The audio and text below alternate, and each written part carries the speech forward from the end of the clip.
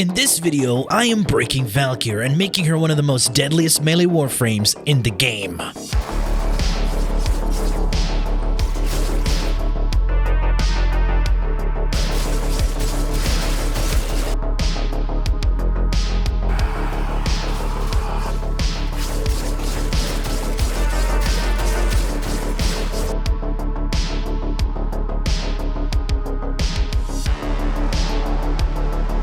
What's good, folks? It's NightmareFrame here with a new Warframe video, coming at you with a Valkyr build video that shreds Steel Path and one-shots Acolyte. Well, that's still the same. I've showcased this build live on stream where I spent 25 minutes without even deactivating my fourth ability. Well, you will have to deactivate the ability once to refresh it for Molt Augmented, but that's about it, I swear, I promise. Well, unless you fall off the map or get screwed by violence, but you can't control that. I will provide the Twitch VOD where I did the Valkyr run down in the description. Even though this build is busted, it has a few weaknesses that you can't control. Number 1, bad tile sets. 2, enemy density. 3, violence. And 4, falling off the map. This can be paired with a bad tile set, but whatever. Valkyr's main damage source is coming from her talons, activated by her fourth ability, Hysteria. This ability is a double-edged sword, powerful but can hurt you if not prepared or modded right.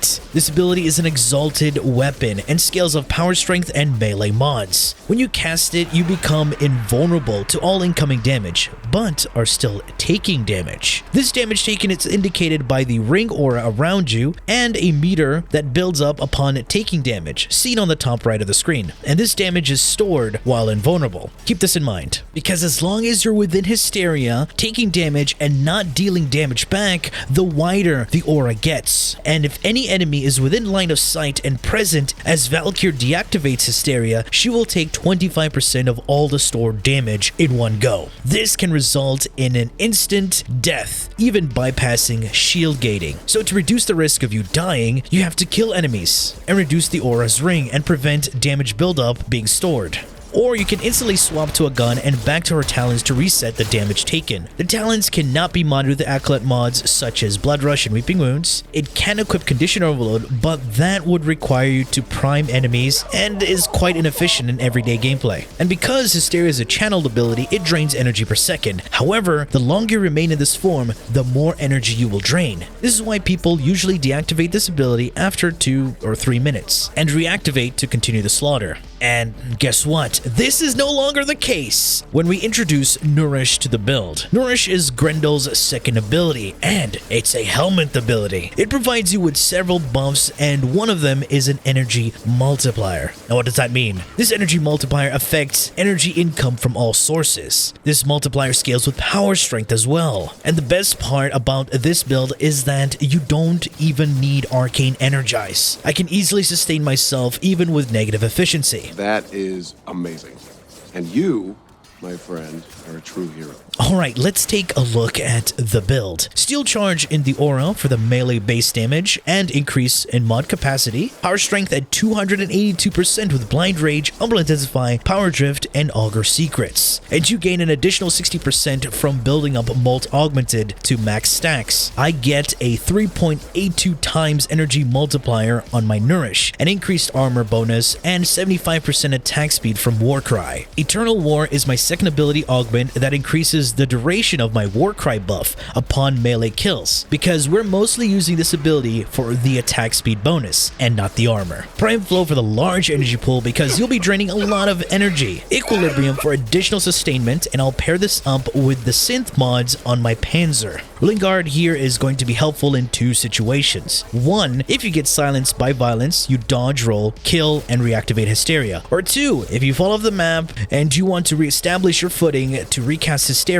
And of course, Molt Augmented for the power strength increase and Arcane Fury for the melee base damage upon critting. Alright, the long debate between Steel Charge and Growing Power, along with Coaction Drift. Steel Charge and Power Drift give you more of a significant increase in damage rather than running Steel Charge and Coaction Drift, or Growing Power and Power Drift, or Growing Power Coaction, because the Talon's damage bonus scales from both power strength and melee damage increasing mods. So having 2 multipliers that boost Talon's damage would end up giving you a better bonus in damage output. And Coaction Drift is a small additive increase to the aura. And let's not forget, we have quite a few power strength sources. For the Talon build, it is raw damage, crits, and attack speed along with corrosive damage. This is all about raw power. Prime Reach will extend my melee hit radius on her Talons, but will not affect the slam radius. To maximize the damage and DPS, I highly recommend to use Slide Attacks as they have a higher damage multiplier and it's a multi-hit, further increasing your damage output and kills per second. And building up melee combo counter will give Valkyr's Talons a 3.75 times damage multiplier, so combo buildup has a huge DPS increase. And for your equipped melee, just equip the Gladiator mods because you're going to be building up combo anyway. This will give you an external source of that juicy red crit increase. So just any melee, just make sure you don't build combo on the equipped melee. For the focus school, I recommend either Zenrik for the energy pulse node to increase energy pickup to pair really well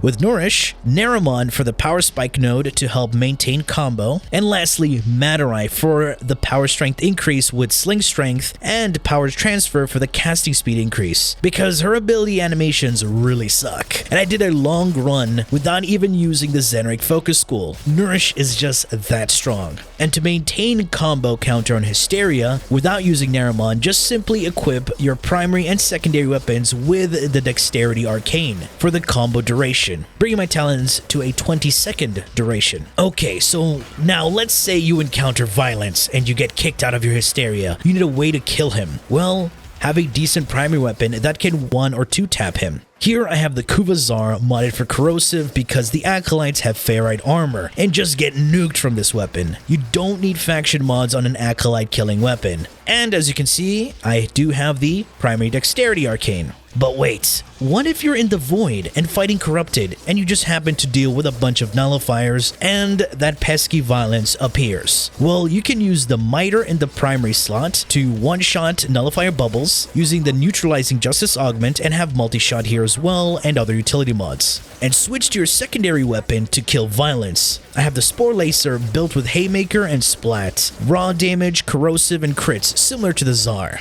And lastly, my Panzer Volpophyla, modded with the synth mods to pair well with Equilibrium. This is a beefy chunker build, but still ends up dying. But thanks to Panzer Devolution, it is always around without having me chase it around just to revive it.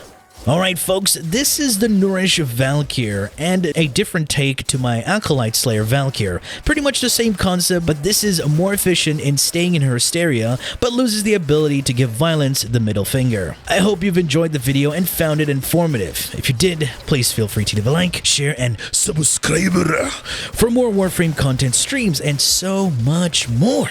Do refer to the description. Thanks for watching, stay tuned for more, and as always, peace.